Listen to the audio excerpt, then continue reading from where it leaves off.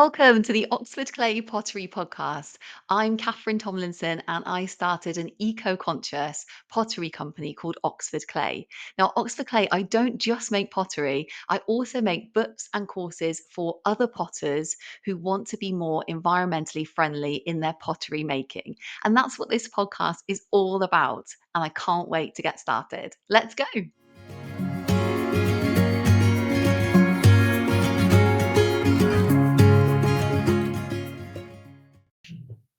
Hello, welcome back to the Oxford Clay Pottery Podcast. It's lovely to be back here with you.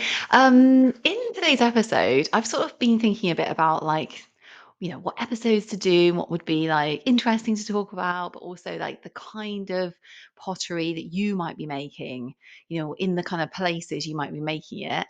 And I thought, you know what, pottery classes, let's do an episode on three simple ways to experiment in a pottery class because I talk a lot about like make your own ash glaze or like make your own pottery glaze, but like realistically when I was going to pottery classes that is not something that I did at all, because there's glazes there and like the teacher might be like, I don't really want you making a glaze. This is kind of like about just hand building pottery or something, not like glaze making in pottery. So I thought, let's do an episode on some really cool things that you can, because you can still experiment in a pottery class.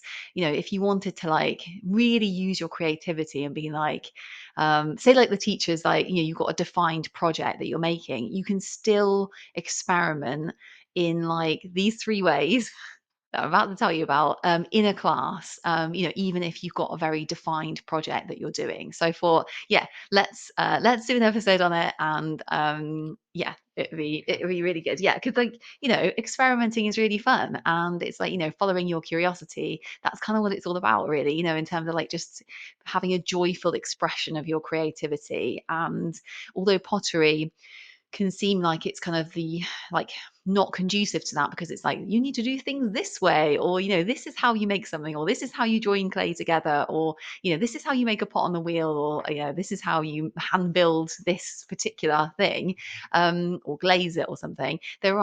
Obviously there is so much scope to use your creativity and experiment in your pottery, whatever stage of pottery you're at. So that's why I thought let's do an episode on if you're in a class, you can still, these are really simple ways that you can experiment in your pottery. Okay, so firstly to say, this episode was actually inspired by a workshop that I went to recently, and it was actually run by Ruth Harris from Catkin Tree Studio, who is on episode 35 of the podcast, and the episode's titled "Cultivating Abundant Creativity with Ruth Harris." So if you want to listen to that, and Ruth has this like special skill of basically seeing things in a really creative way. And this workshop was like no exception. It was basically so the idea of the workshop was that we had to use items that we wouldn't normally kind of use for printing, use them, make some kind of printing implement, and or use whatever we wanted to for printing, and then experiment. We had a sort of experimental phase of the workshop, and then the end of the workshop was like, okay, now create like a final piece, and you could pick like a bag, or we picked like I picked like a little zippy bag to print on.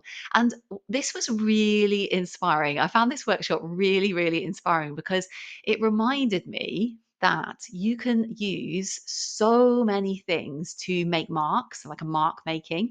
So, for example, Ruth had just brought like so many different items that you just wouldn't, your brain would be like, oh, that's a piece of rubbish, perhaps, like, say, for example, bubble wrap, or like, a bottle top. And then the idea was that we could kind of like use those things to then like in a creative way to then print. And we printed with like fabric paint, and we also printed with just acrylic paint.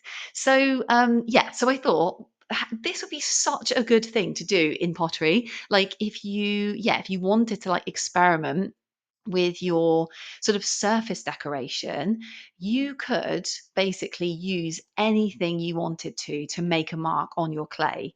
Yeah, the idea came to me when I was in the workshop. I was like, you could do this with pottery. So yeah, thank you, Ruth, for the inspiration. So good. So yeah, so here are some of the things just off the top of my head. I thought that you could obviously, like, it's good to have like something that's quite robust in because you're pushing it into clay.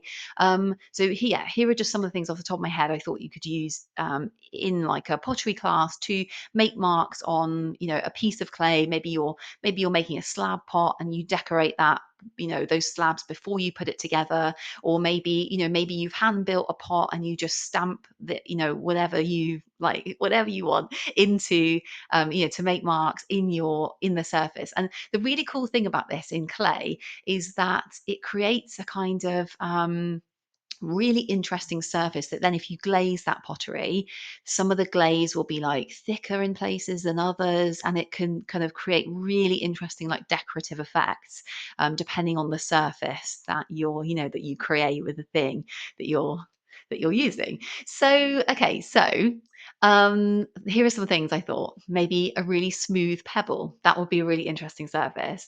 Maybe a really non-smooth pebble that would create a really interesting like rough surface. Another thing I thought was you could use natural objects like leaves. You could, if the leaf has very big veins, that's something we used actually in Ruth's workshop. So yeah, just to say, I'll put a link to her workshops below actually, and then you can see them all and stuff. Yeah, so leaves, if it's got like big veins, then that could press into pottery really well. Or a shell. Shells are often like very beautiful on the outside. Of thinking like maybe like a whelk or something, with those all those lines and the twists, something like that. You could use loads of kind of like things that like you wouldn't, I don't know, just to create a really interesting surface, maybe like a screw, that you would use normally for wood. You could use that, or you could use the side of it with the twists. You could scrunch up some foil and you could stamp that in clay. So many things. So think of anything, yeah, bottle top, like I said, like anything. Um, you could probably push it into clay and get a really, really interesting surface. Okay, so that's the first idea. You could do surface decoration with something that's not, usually used to do surface decorations, like something you found yourself, made yourself, and you can do a repeating pattern, and that would be like really cool and totally unique as well. Um, I'm just interrupting this episode to tell you about a totally free guide I've made just for you on how to make a stoneware pottery glaze. So, if you've never made a glaze before, or if you make loads of glazes and you just want a recipe, this guide is for you. It tells you everything you need to know, and it's available via the link in the show notes. Let's get on with the episode.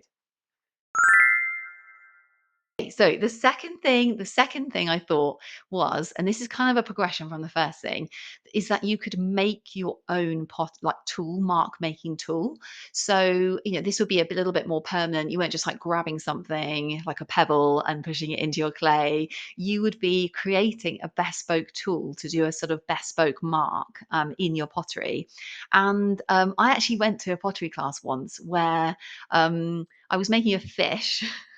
I did go through a phase of like always making fish. I really loved making fish. And I was making a fish that I thought would be a really good like salt cellar. It was a salt cellar fish. And the body of the fish, so you keep salt in this salt cellar, and the body of the fish was the kind of container of the salt. And the teacher said to me, "Oh, I've got a really good technique for making scales." So this could, I guess, work if you're doing like dragon scales, or like, fish scales or snake scales, or anything with scales. And they took a wooden peg. So in the UK, we have these like wooden pegs that kind of flat. Um, they're like two parts of them. And then they're basically like a flat piece of wood. So you could probably do the same with like maybe like a lolly stick or something like that. But they just had a peg in the studio and they were like, let me just show you this really good tool that you can make scales with. And then what they did was they separated the peg.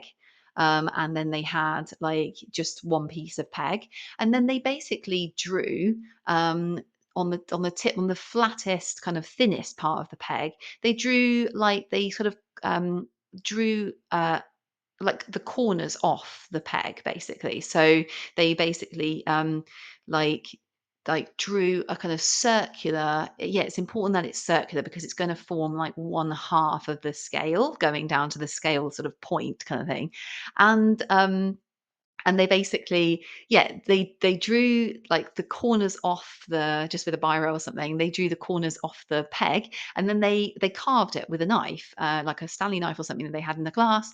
And then they used this the tool to then push into the clay, to then to make a repeating pattern, that when you pushed it and then you pushed it next to it and then you pushed it next to it, it actually made scales, really, really good scales, really good looking scales that you couldn't really make if you try to carve them yourself. So yeah, so that's my second top tip, is that you can make your own tools. If you wanted to make any kind of repeating pattern that is like totally unique to your pottery, you can make your own stamp and stamp it into your pottery. um, okay, and then the third way, or simple way to experiment in a pottery class, is that. So we're going to move on to something totally different now, which is glazing, pottery glazing. And I thought about this, and I thought, like, what is one of the simplest ways to experiment that can be a really interesting kind of aspect to your pottery, is the spaces that are not glazed. So this might sound really strange, but basically it's so normally with pottery glazing, you're in a class and they're like, okay, you can glaze your pot now, and you might be painting on the glaze, or you might be dipping your pot in the glaze.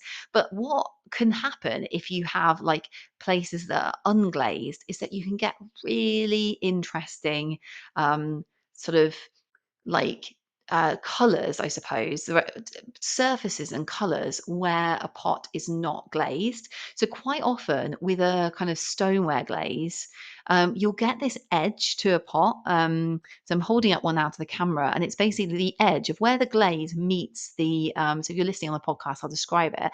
It's like where the glaze meets the kind of the clay, the vitrified, like fully vitrified clay, you get this really beautiful line quite often of like orange. And it's kind of almost like where there's like the glaze has gone quite maybe thin on the it's basically the joining line. It's almost like if you imagine like the sea, it's like the beach where the waves are kind of lapping, you get the kind of this beautiful kind of orangey, it's quite often orange, the color.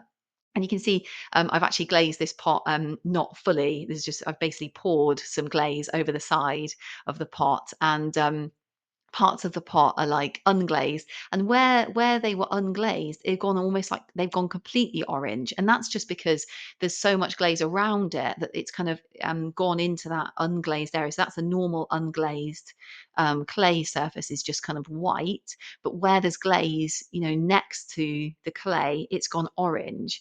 And so you can get some really interesting like colors by not glazing areas, if that makes sense. So, and you can also just get like really interesting, like your pot can look really interesting if you leave some areas like unglazed. So, for example, you could do like stripes or something with glaze and unglaze.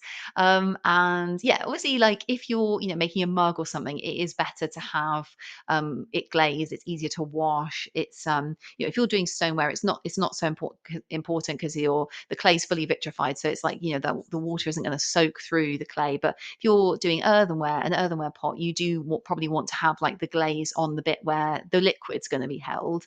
But otherwise, like the world's your oyster in terms of like, the not having bits glazed and having bits glazed. And you can get some really, really beautiful kind of different textures, with like, yeah, leaving some bits shiny and like some bits are kind of matte. Yeah, that's a other idea I had, for like yeah, for in a pottery class, that would be super easy to do and create some really, really interesting like surfaces and colors, well, orange, or just really interesting colors where it's like more glazed and less glazed. You would get a variation in that orange, and then the full glaze effect, and then the completely plain clay. So yeah, I thought that was like a really, yeah, like a cool thing to just say, and really, really, really easy to do in a pottery class. um Yeah. Oh, well, so it's like been lovely talking to you about some really simple things you can do in a pottery class. And yeah, so press some things into pottery, make your own stamp to press into pottery, or sort of experiment with leaving certain areas unglazed in your pottery, and yeah, you can get some really exciting results with those aspects. And yeah, wishing you really really happy potting. Thank you so much for joining me on this episode. It's been really lovely to talk to you about those simple ways you could experiment in a pottery class. And until the next episode, wishing you very, very happy potting, and I'll see you then. Goodbye. Thank you so much for joining me on that episode. And if you want to find out more about eco friendly pottery, head over to the Oxford Clay website, which is www.oxfordclay.co.uk. Can't wait to see you there.